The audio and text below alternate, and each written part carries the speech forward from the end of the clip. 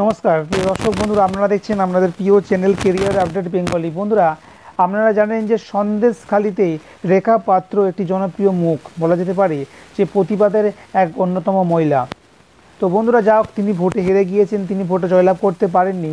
তো বসিরহাট লোকসভাতে তিনি জয়লাভ করতে না পারলেও তার নিজের যে এলাকা বা গ্রাম সন্দেশখালিতে বলা যেতে পারে তিনি জয়লাভ করেছেন। এবং তো সেই সন্দেশখালির যে রেখা পাত্র ওর বিরুদ্ধে এবারে ভয়ঙ্কর অভিযোগ সামনে এলো। এমনকি রেখা পাত্র যখনই গ্রামে প্রবেশ করে আজকের, তাকে দেখে গ্রামবাসীরা রেড়ে করে তেড়ে এলো, এবং যার ফলে রেখা পাত্র কোনো ক্রমে বেঁচে সেই গ্রাম থেকে পালিয়ে এলেন। তো বন্ধুরা, আজকের এই ভয়ঙ্কর ঘটনা ঘটেছে। তো কেন এই ধরনের ভয়ঙ্কর ঘটনা ঘটেছে আজকের ভিডিওটির মাধ্যমে সম্পূর্ণ আপডেট দিয়ে দেবো। তাই বন্ধুরা, সঙ্গে থাকুন এবং শেষ পর্যন্ত দেখতে থাকুন। তো বন্ধুরা, আপনারা জানেন যে ভোট পরবর্তী বলা যেতে পারে যখন তো ভোট কেটে যাওয়ার পর থেকে নানান জায়গায় সন্ত্রাস দেখা দিয়েছে। তো সন্দেশখালিতেও বিভিন্ন জায়গায় সন্ত্রাস হচ্ছে, এরকম খবর সামনে আসছে। তো বন্ধুরা, এবার সন্দেশখালিতে গিয়েছিলেন রেখা পাত্র। তো ভোট কেটে যাওয়ার পর এই প্রথম তিনি গ্রামে গেলেন, আর তারপরে সন্দেশখালিতে গিয়েই জনরোষের কবলে পড়লেন বসিরহাটের পরাজিত বিজেপি প্রার্থী রেখা পাত্র। তাকে দেখেই উত্তেজিত জনতা রেড়ে করে তেড়ে এলো, তিনি কোনো ক্রমে পালিয়ে প্রাণে বাঁচলেন। তো হঠাৎ করে কেন এই ধরনের ঘটনা ঘটলো? যে এখানকার মানুষ যারা তাকে মাথায় তুলে এতদিন রেখেছিলেন, তারা হঠাৎ তার বিরুদ্ধে কেন গেলেন? তো সেই প্রশ্ন এবারে দেখা দিয়েছে। তো বন্ধুরা, আজকের এই ভিডিওটির মাধ্যমে জানাবো যে কেন এই ধরনের ঘটনা ঘটেছে।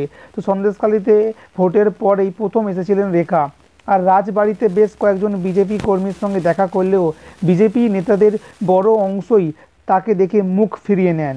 অনেকেই বলছেন ভোট পরবর্তী হিংসায় যারা আক্রান্ত হয়েছেন তারা প্রার্থীর সঙ্গে যোগাযোগ করেছিলেন, অর্থাৎ বসিরহাটের যে প্রার্থী রেখা পাত্র তার সঙ্গে যোগাযোগ করেছিলেন আক্রান্ত ওদের ফ্যামিলিরা। তবে জানা যাচ্ছে যে রেখা নাকি মুখ ফিরিয়ে নেন, রেখা তাদের সঙ্গে কোনো রকম যোগাযোগ করেননি। তো চাঞ্চল্যকর অভিযোগ সামনে আসে, এমনকি বলা যেতে পারে যে তাদের সঙ্গে তিনি দেখাও করেননি, অর্থাৎ গ্রামে যে এসেছিলেন এতদিন পর, ভোট কেটে যাওয়ার এতদিন পর যে গ্রামে এলেন, সেই আক্রান্ত পরিবারের সঙ্গে দেখাও করেননি। অথচ ভোট প্রচারের সময় মানুষের পাশে থাকার বার্তা দিয়েছিলেন বসিরহাট লোকসভা কেন্দ্রের বিজেপি প্রার্থী রেখা পাত্র। বসিরহাটে বাড়ি ভাড়া নিয়ে ভোট পর্বে প্রচার করছিলেন। তো কিন্তু ভোট মিটতেই তিনি সপরিবারে চলে গিয়েছেন কলকাতার সল্ট লেকে। এভাবে তিনি আর কতদিন বাড়িছাড়া হয়ে থাকবেন, এই প্রশ্ন তুলে দিয়েছে বিজেপির নেতাকর্মীরা। হ্যাঁ বন্ধুরা, কারণ কি তার গ্রামে তাকে ফিরতেই হবে। এমনকি তিনি মানুষকে যে আন্দোলনের বলা যেতে পারে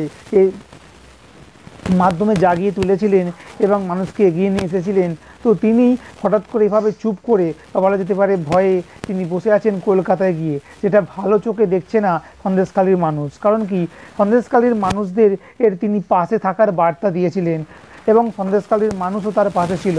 তো এখন যখন যেভাবে আক্রান্ত হচ্ছে সন্দেশখালির অনেক পরিবার বা অনেক মানুষেরা, তখন তার দেখা নেই, আর এতেই তার বিরুদ্ধে ক্ষোভ জমছে।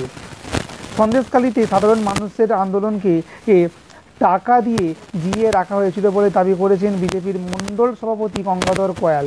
ওই এলাকা থেকে আন্দোলনের প্রতিবাদী মুখ রেখা পাত্রকে বসিরহাটের লোকসভা কেন্দ্রে দাঁড় করিয়েছিল বিজেপি। ভোট প্রচারে এসে মোদি তার প্রশংসায় পঞ্চমুখ হয়েছিলেন, এমনকি রেখাকে তিনি বাহাদুর বেটি বলেছিলেন।